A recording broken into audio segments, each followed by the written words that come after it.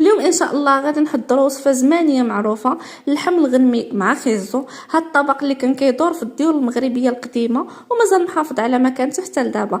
غادي نقدموا لكم بطريقه سهله وبسيطه بلا تعقيدات. هاد الاكله ماشي غير لذيذه ولكن حتى صحيه ومغذيه، وممكن كذلك تعتمدوها كفكره من افكار الغداء. صدقوني الا وليداتكم ما كياكلوش خيزو، الا جربتوه بهذه الطريقه غادي يعجبهم وبزاف.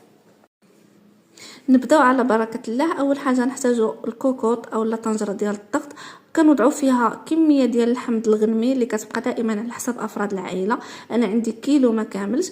كنوضعوا حبه ديال البصل اللي كنكونوا قطعناها من قبل قطع متوسطه، حبه اللي كتكون متوسطه اولا كبيره ماشي مشكل. كنزيدوا جوج فصوص ديال الثومه اللي كيكونوا كبار، كنحكوهم في الحكاكه المتوسطه. وندوزو دابا باش نديروا العطريه. اول حاجه غنديروا سكينجبير، يعني هاد الطبق كيبغي سكينجبير. غنديروا واحد المعلقه صغيره اللي كتكون عامره، وغنزيدوا شويه ديال الملح انا ما كنديرش يعني كميه في الاول كثيره، كندير غير نص معلقه ومن بعد فاش كنذوق راني كنزيد. يعني ما ديروش بزاف باش ما تجيكمش عاود مالحه. كنزيدوا معلقه صغيره اللي كتكون عامره ديال الخرقوم، وكنزيدوا الزيت، اما كديروا الزيت النباتيه او زيت الزيتون، انا كانوا عندي مخلطين. كنزيدوا تقريبا واحد ربع كاس ديال الزيت. ما كنبغيوش عاوتاني نزيدوه يعني بزاف لان غتجينا ميدمه اكثر من القياس.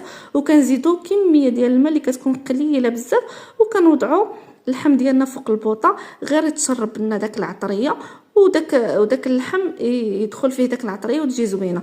ندوز دابا نقي معكم كميه ديال الخيزو. بطبيعه الحال كلشي كيعرف كيفاش ينقي خيزو، غير هي الطريقه كتختلف من شخص لآخر. يعني الطريقه اللي كنقيو بها وكيفاش كنقادو خيزو ديالنا كيعطي المنظر زوين، وكذلك كيجي زويون في المذاق. عندي هنا نص كيلو ديال الخيزو صافي، غادي نقيه على هذا الشكل هذا. وعاد نوريكم الطريقه كيفاش انا كنقادو في هذا الطبق هذا باش كيجيني زوين. صافي غنبقى غدا حتى كنسالي الكميه كامله اللي عندي. انا درت نص كيلو، يمكن لكم ديروا اكثر على حسب افراد العائله. من بعد فاش نقيت الكميه كامله اللي عندي كنجيب خيزو ديالي وكنقسمو على جوج، ومن بعد كنحيد له القلب. هاد الطريقه هاد الخطوات ضروريين ومهمين، كنعطيهم فقط للمبتدئات.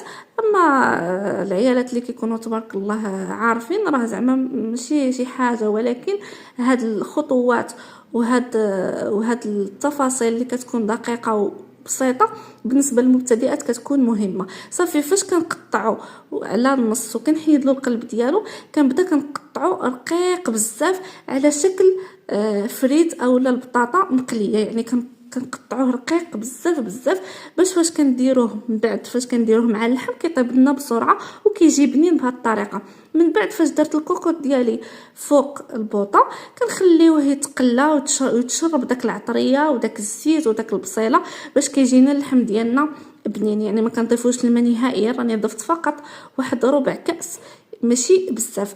من بعد فاش كيتقلى لنا واحد 5 أو 10 ديال الدقائق كنزيدوا الماء الكافي. انا بالنسبه ليا كندير الماء اللي غادي يطيب لي اللحم واللي غيطيب لي خيزو خطره وحده. يعني كديروا الماء اللي كيغطي لكم اللحم تماما، وعاد من بعد كتسدوا. يعني ما كنوليوش نزيدوا الماء نهائيا. انا بالنسبه للماء اللي استعملت درت تقريبا اكثر من السيطرو، ماشي اكثر من السيطرو. اللي مهم يغطي لكم اللحم ديالكم باش كطيب على راحتها وكطيب مزيان. بالنسبه من بعد رحنا غادي نسدوا الكوكوط ديالنا وغنحسبوا لها واحد 40 دقيقه، لان اللحم الغنمي ما كيبغيش يطيب بزاف. الا كان اللحم كبير كديروا له حتى 50 دقيقه. من بعد فاش طاب ليا اللحم كنزيد خيزو ديالي. كما شفتوا ما غاديش نضيف الماء نهائيا، كنضيف خيزو من الفوق.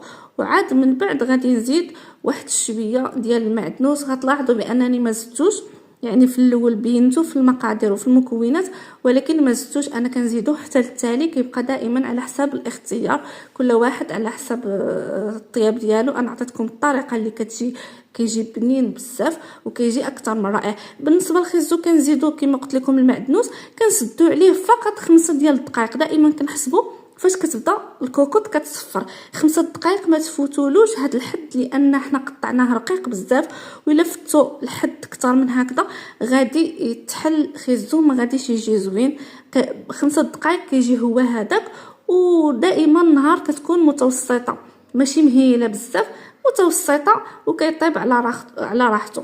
ندوزو دابا نقادو الشلاضه ديالنا، سهله وبسيطه وما فيهاش بزاف ديال التعقيدات. عندي واحد الحبه ديال البصل اللي كنكون قطعتها قطع اللي كيكونوا رقاق، عندي حبه ديال الفلفله حمراء، ممكن ديروا الوان، وعندي 2 حبات ديال المطيشه اللي قطعتهم قطع اللي كيكونوا متوسطين.